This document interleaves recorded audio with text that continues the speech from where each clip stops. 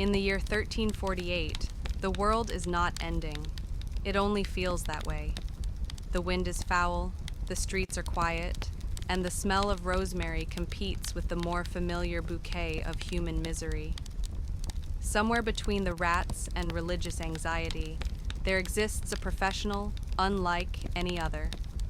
A man of medicine, mystery, and marginal success. He is the plague doctor, and today he has things to do. He begins his morning in the usual way, by not dying overnight. A small success. His bed is made of straw, his room dim, and his ambitions lower than they used to be. He rises with the sun, not out of joy or discipline, but because the bells are ringing again, and someone's grandmother has started coughing. Breakfast is a piece of yesterday's bread and some ale that tastes like someone's basement regrets. There is no coffee. That won't be a thing for another 300 years, so he powers through on spite, and the knowledge that if he doesn't do his job, no one else will. Mostly because no one else wants to. He prepares his uniform. First, the robe, long, dark, waxed against moisture and optimism. Then gloves, boots, and a wide-brimmed hat. It's unclear if the hat does anything, but it looks official. Over his face he places the mask, a leather creation shaped like a bird's beak, stuffed with herbs like lavender, thyme, and sometimes oranges if he's feeling fancy. The beak, he believes, filters the air, protecting him from the miasma, that deadly, invisible fog that carries disease.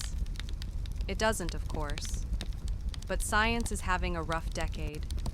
He grabs his cane, part pointer, part prodder, part emotional support stick, and steps out into the cobbled streets. The air is damp, the sky is sullen. The neighbors avert their gaze, either in reverence or horror, possibly both. His first stop is a home marked with a black X. Inside, the family is quiet. A young boy lies in bed, face flushed, a telltale bubo swelling near his neck. The mother is crying. The father is pretending not to. He approaches slowly, holding his cane out like it might somehow help. He does what he can, which, admittedly, isn't much. He applies a poultice of onion and herbs. He says a few words that sound medical. He suggests fresh air and fewer rats. Then he leaves. Outside, the baker's wife asks if there's hope. He gives her the look plague doctors specialize in, somewhere between maybe and absolutely not. The next few hours are more of the same. Homes, symptoms, questions, and the soft crunch of despair beneath his boots. He takes notes in his ledger, documenting cases with neat, tight handwriting. He believes in order, even if the world does not. At noon, he stops to eat a hard-boiled egg and contemplate his career choices. He did not go to university, plague doctors rarely do, but he can read Latin, and he knows how to lance a boil without vomiting. These are valuable skills. His payment is irregular, sometimes coin, sometimes food, occasionally chickens. Once, a thank you card written in goat blood. He doesn't like to talk about that one. In the afternoon, he visits the town square where bodies are being loaded onto carts. The death collectors are joking again as they do. It's easier than crying. He counts the corpses, tries not to get too close. The smell is less horrifying when you're used to it, but you never get entirely used to it. He moves on to the apothecary, whose remedies are as hopeful as they are ineffective.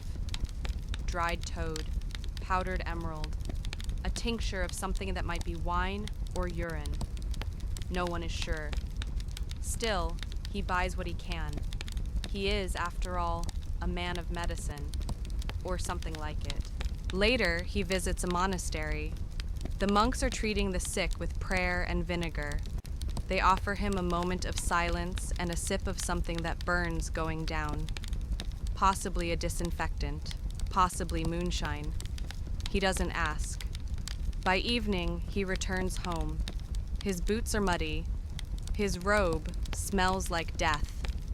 His mask is crusted with the breath of the dying. He removes his gear carefully, placing each item in a corner of the room like cursed relics.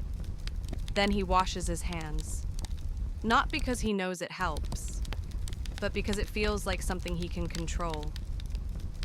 Dinner is more bread, more ale, and a piece of cheese that should probably be buried. He eats it anyway. He writes in his journal. Not because anyone will read it, but because it helps to name the days, to mark the passage of time in ink and intention. He wonders how many patients he lost today, how many he helped, if helping means comfort or simply not making things worse. Outside, the bells ring again. Another death, or maybe another birth. It's hard to tell the difference these days. He lights a candle, says a small prayer, and lies down on his straw mattress. He dreams of nothing, or maybe everything. Plague doctors don't always sleep well. There are too many ghosts, and too many of them remember his name. Tomorrow, he'll wake up and do it again. Not because he's a hero, not because he believes he can win, but because someone has to show up. Even if all they can offer is a beaked mask, a leather robe, and a little bit of hope. And in the end, sometimes that's enough.